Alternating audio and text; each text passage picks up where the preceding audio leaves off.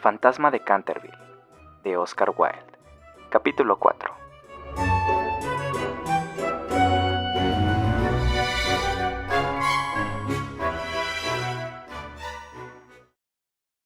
Al día siguiente el fantasma se sintió muy débil y cansado. Las terribles emociones de las 4 últimas semanas empezaban a producir su efecto. Tenía el sistema nervioso completamente alterado y temblaba al más ligero ruido. No salió de su habitación en 5 días y concluyó por hacer una concesión en lo relativo a la mancha de sangre del salón de la biblioteca. Puesto que la familia Otis no quería verla, era indudablemente que no la merecía. Aquella gente estaba colocada a ojos vistas en un plano inferior de vida material y era incapaz de apreciar el valor simbólico de los fenómenos sensibles. La cuestión de las apariciones de fantasmas y el desenvolvimiento de los cuerpos astrales eran realmente para él una cosa muy distinta e indiscutiblemente fuera de su gobierno. Pero por lo menos constituía para él un deber ineludible mostrarse en el corredor una vez a la semana y farfullar por la gran ventana ojival el primer y el tercer miércoles de cada mes. No veía ningún medio digno de sustraerse a aquella obligación.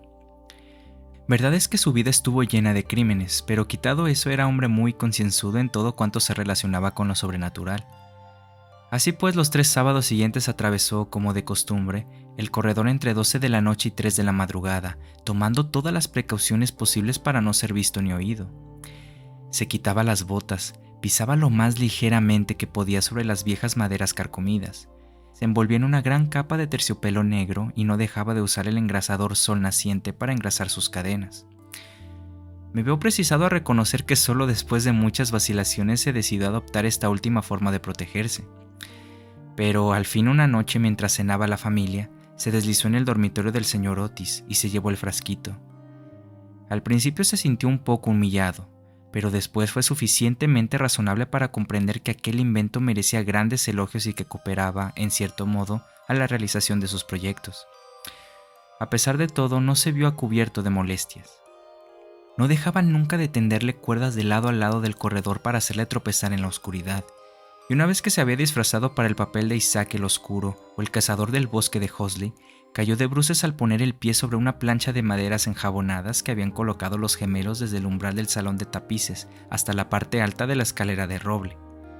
Esta última afrenta le dio tal rabia que decidió hacer un esfuerzo para imponer su dignidad y consolidar su posición social, y formó el proyecto de visitar a la noche siguiente a los insolentes chicos de Eton, en su célebre papel de Ruperto el Temerario o el Conde sin Cabeza. No se había mostrado con aquel disfraz desde hacía 70 años, es decir, desde que causó con él tal pavor a la bella Lady Barbara Modish, que ésta retiró su consentimiento al abuelo del actual Lord Canterville y se fugó a Gretna Green con el arrogante Jack Castletown, jurando que por nada del mundo consentiría en aparentar con una familia que toleraba los paseos de un fantasma tan horrible por la terraza al atardecer. El pobre Jack fue al poco tiempo muerto en duelo con arma de fuego por Lord Canterville en terrenos de Wandsworth, y Lady Barbara murió de pena en Tunbridge Wells antes de terminar el año. Así es que fue un gran éxito en todos sentidos.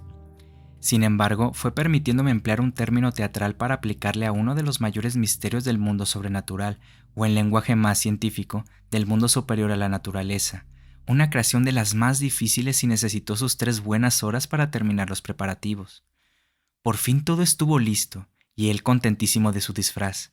Las grandes botas de montar que hacían juego con el traje eran, eso sí, un poco holgadas para él, y no pudo encontrar más que una de las 2 pistolas de arzón.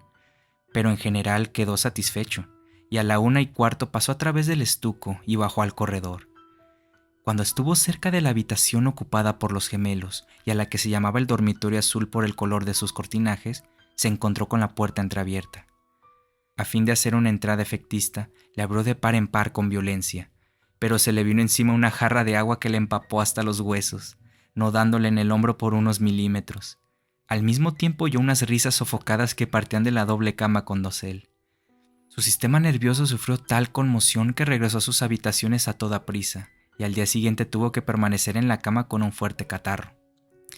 El único consuelo que tuvo fue el de no haber llevado su cabeza sobre los hombros, pues de lo contrario las consecuencias hubieran podido ser más graves. Desde entonces renunció para siempre a espantar a aquella recia familia de americanos, y se contentó, por regla general, con vagar por el corredor con zapatillas de fieltro, envuelto el cuello en una gruesa bufanda, por temor a las corrientes de aire y provisto de un pequeño arcabuz, para el caso en que fuese atacado por los gemelos. Hacia el 19 de septiembre fue cuando recibió el golpe de gracia. Había bajado por la escalera hasta el espacioso hall, seguro de que en aquel sitio por lo menos nadie le iba a molestar, y se entretenía en hacer observaciones satíricas sobre las grandes fotografías del ministro de los Estados Unidos y de su mujer, hechas en casa por Saroni y que ahora ocupaban el lugar de los retratos de la familia Canterville. Iba vestido sencilla pero decentemente, con un largo sudario salpicado de moho de cementerio. Se había atado la quijada con una tira de tela amarilla y llevaba una linternita y un azadón de sepulturero. En una palabra, iba disfrazado de Jonás el desenterrador o el ladrón de cadáveres de Chertsey Barn. Era una de las creaciones más notables y de la que guardaban recuerdo con más motivo los Canterville, ya que fue la verdadera causa de su riña con Lord Rutherford, vecino suyo. Serían próximamente las 2:15 de la madrugada y a su juicio no se movía nadie de la casa, pero cuando se dirigía tranquilamente hacia la biblioteca para ver lo que quedaba de la mancha de sangre, se abalanzaron hacia él, desde un rincón sombrío, dos siluetas, agitando locamente sus brazos sobre sus cabezas, mientras gritaban a su oído, ¡Uh! Lleno de pánico, cosa muy natural en aquellas circunstancias, se precipitó hacia la escalera, pero entonces se encontró frente a Washington Otis, que le esperaba armado con la gran regadera del jardín, de tal modo que, cercado por sus enemigos, casi acorralado, tuvo que evaporarse en la gran estufa de hierro colado, que felizmente para él no estaba encendida, y abrirse paso hasta sus habitaciones por entre los cañones de las chimeneas, llegando a su refugio en el lamentable estado en que lo pusieron la agitación, el hollín y la desesperación. Desde aquella noche no volvió a vérsele nunca en expediciones nocturnas. Los gemelos se quedaron muchas veces en acecho para sorprenderle, sembrando de cáscaras de nuez los corredores todas las noches, con gran enojo de sus padres y de los criados. Pero fue inútil. Su amor propio estaba profundamente herido sin duda y no quería mostrarse. En vista de ello, el señor Otis reanudó de nuevo el trabajo en su gran obra sobre la historia del Partido Demócrata, obra que había empezado 3 años antes. La señora Otis organizó un clan bake extraordinario que dejó muy impresionados a todos los de la comarca.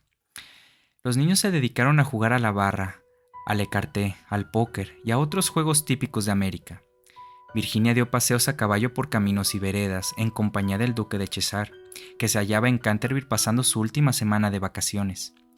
Todo el mundo se figuraba que el fantasma había desaparecido, y en consecuencia, el señor Otis escribió una carta a Lord Canterville para comunicárselo, y recibió en respuesta otra carta en la que éste le testimoniaba el placer que le producía la noticia y enviaba sus más sinceras felicitaciones a la digna esposa del ministro. Pero los Otis se equivocaban. El fantasma seguía en la casa, y aunque se hallaba muy delicado, no estaba dispuesto a retirarse, sobre todo después de saber que figuraba entre los invitados el duque de Cheshire, cuyo tío, Lord Francis Stilton, apostó una vez 100 guineas con el coronel Carbury a que jugaría los dados con el fantasma de Canterville.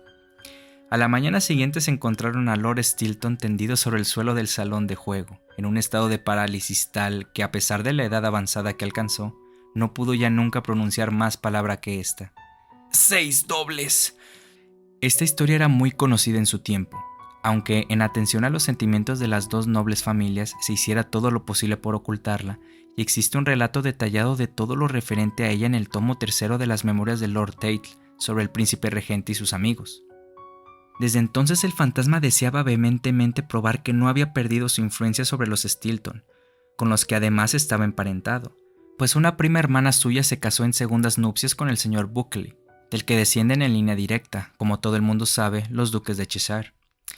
Por consiguiente, hizo sus preparativos para mostrarse al joven enamorado de Virginia en su famoso papel del fraile vampiro o el benedictino sin sangre. Era un espectáculo tan espantoso que cuando la vieja Lady Startup se lo vio representar, es decir, la víspera del año nuevo de 1764, empezó a lanzar chillidos agudos que le provocaron un fuerte ataque de aplopejía, y su fallecimiento al cabo de 3 días, no sin que desheredara antes a los Canterville, que eran sus parientes más cercanos, y legase todo su dinero a su farmacéutico de Londres. Pero, a última hora, el terror que le inspiraban los gemelos le retuvo en su habitación, y el joven duque durmió tranquilo en el gran lecho con dosel coronado de plumas del dormitorio real, soñando con Virginia.